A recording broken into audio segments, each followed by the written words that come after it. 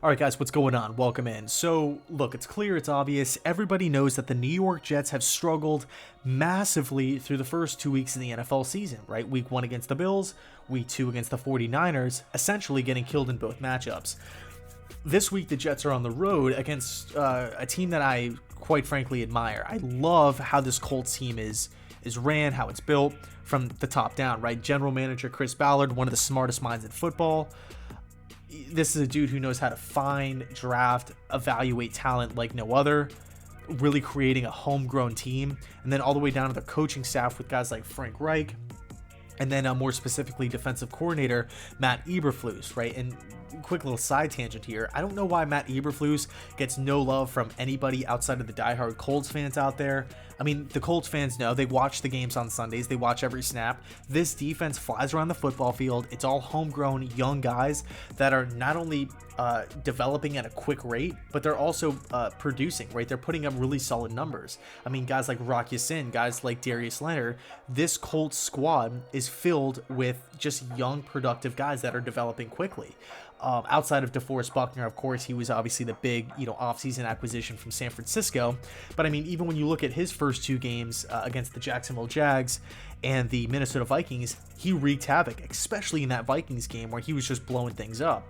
So I look at this Colts team from afar, and I just really appreciate, in this day and age with, teams like the Chiefs and the Ravens and the Saints and the Steelers and, these big explosive offensive teams, it's really nice to see a young up-and-coming defense under Eberflus and this Colts team. So it's really incredible from afar, and I definitely admire it. So going into this game, the Jets have to be prepared.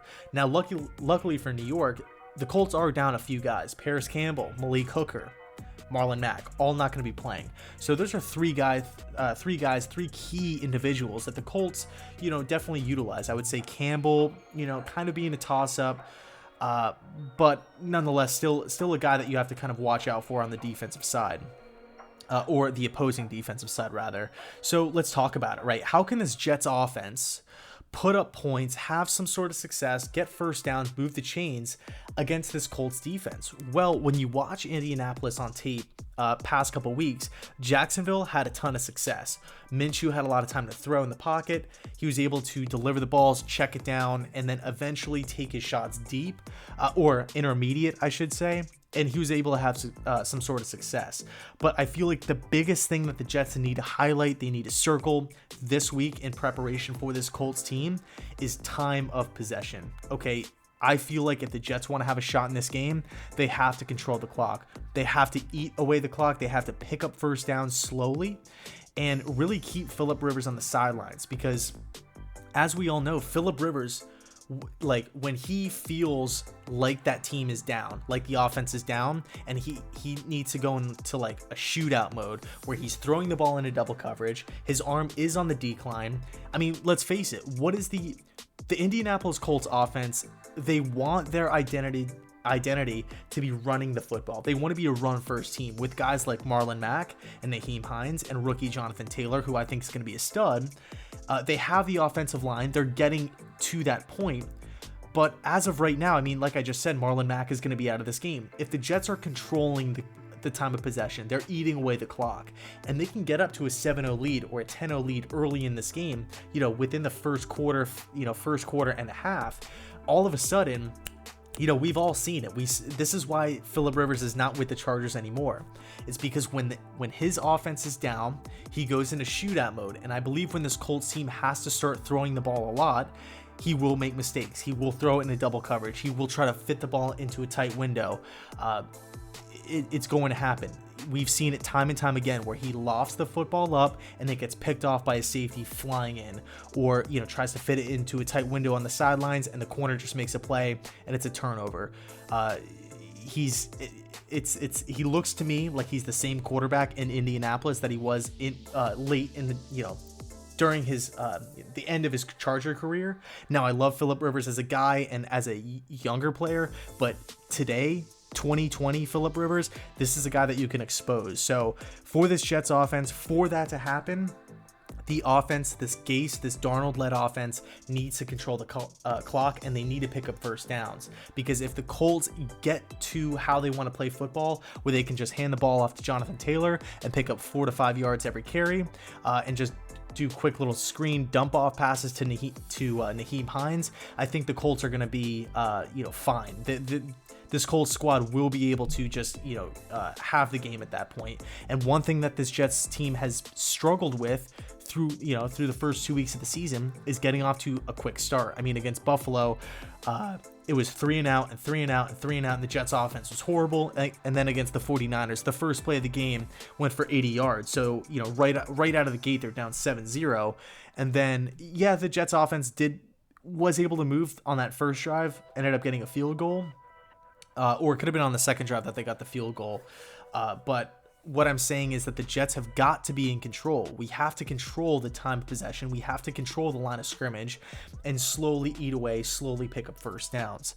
And again, try to get up to that 2-possession lead early on. Be aggressive. Throw the ball downfield vertically for once, please.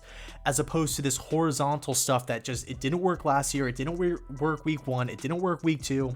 When is it going to change? And really, again, another quick little side tangent here. I mean, you have to think that it's either one of a couple scenarios here. It's either Adam Gase not picking up on his system not working, him being extremely stubborn, saying, this is my system. We are not throwing the ball vertically 20 yards downfield. We're just not doing that. I can't do it. I do not want that to happen. We're going to do it my way, or it's going to be the highway for these players. Or option 3, Darnold just can't do it. So Adam Gase is being handcuffed and hindered from Darnold's ability to extend the plays or extend the football downfield vertically, 20, 30 yards plus or down from the line of scrimmage. So really it's got to be one of those 3.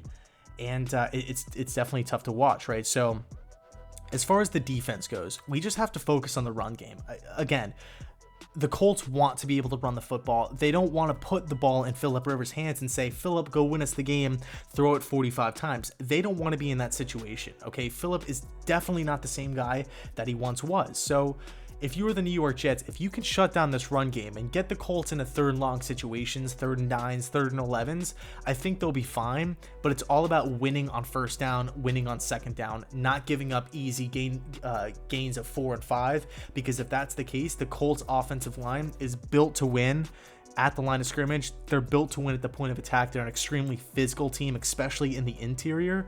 So I look for the Jets. I look for Quinnen Williams to step up when his name is called and to perform just like he did last week. So it's all about stopping the run, especially in the interior. I think if the Jets can do that and force Rivers into a 3rd and long situations throughout the entirety of the first half, it's going to be a long day for Indianapolis. And then at that point, at halftime, if the Jets are up 13-0, 10-0, 13-3, something along those lines, I think all of a sudden the Jets now have the game in the palm of their hand, as opposed to every other team just running amok, doing whatever they want. So I'll leave it there. Let me know your thoughts down below in the comment section. How do you think the New York Jets can have some sort of success against this Colts team? And thanks so much for watching. I appreciate it. I know it's been a long year and we're only 2 weeks in, so extremely tedious, but nonetheless, thanks so much for watching. I appreciate everybody, and go Jets.